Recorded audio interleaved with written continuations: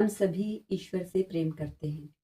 हम चाहे किसी भी जाति के हो, हिंदू, मुस्लिम, सिख, ईसाई, जैन, बौद्ध, किसी भी संप्रदाय से हो, किसी भी मान्यता को मानने वाले हो, लेकिन हम अपनी मान्यताओं के आधार पर, अपनी समझ के आधार पर जिस भी ईश्वर में आस्था रखते हैं, विश्वास रखते हैं, उससे प्रेम करते हैं।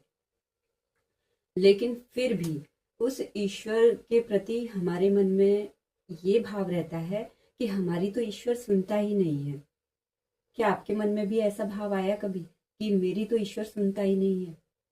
और अगर आया तो इस वीडियो को जरूर सुनिएगा, जरूर समझिएगा कि हम ईश्वर से प्रेम तो करते हैं, लेकिन कैसा प्रेम करते हैं।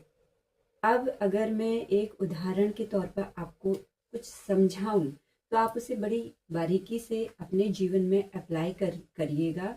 जो जो मैं एग्जाम्पल दूंगी वहां पर उस स्थिति परिस्थिति में आप अपने आप को रख के देखिएगा और फिर समझिएगा कि हम अपने ईश्वर से कैसा प्रेम करते हैं। और क्या ऐसा प्रेम अगर कोई आपसे करे तो आप उससे मतलब कि उसके इस प्रेम का प्रतिफल क्या देंगे। तो समझते हैं एक उदाहरण से।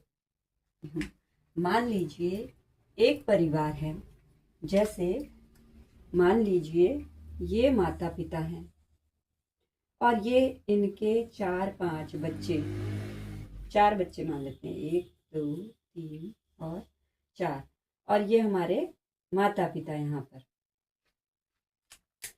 अब ये जो माता पिता हैं, ये जब से इनके बच्चे जन्मे, पहला, दूसरा, तीसरा, चौथा, सबको समान रूप से पाला, जितनी उनकी क्षमता थी उसके अनुसार, किसी के भी प्रति कोई भेदभाव नहीं किया। जितनी जब पहला बच्चा था, जितनी उस समय की स्थिति परिस्थिति थी, उस समय की स्थिति परिस्थिति थी, जैसा सामर्थ्य था उसके अनुसार पाला गया। दूसरा, इसके समय में जैसी स्थिति परिस्थिति थी, जैसा उनका सामर्थ्य था उसके अनुसार पाला गया।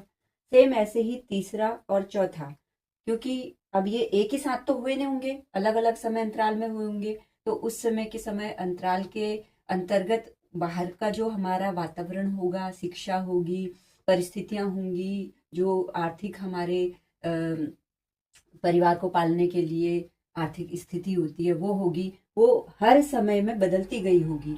हो सकता है इनके समय में बुरी से बुरी हो और इसके समय में अच्छी से अच्छी हो, या फिर हो सकता है इसके समय में अच्छी से अच्छी हो और इसके समय में बुरी से बुरी हो। कुछ भी हो सकता है स्थिति परिस्थितियों के अनुसार। लेकिन ये माता पिता क्या है, जब बच्चे ने जन्म लिया तो उनका प्रेम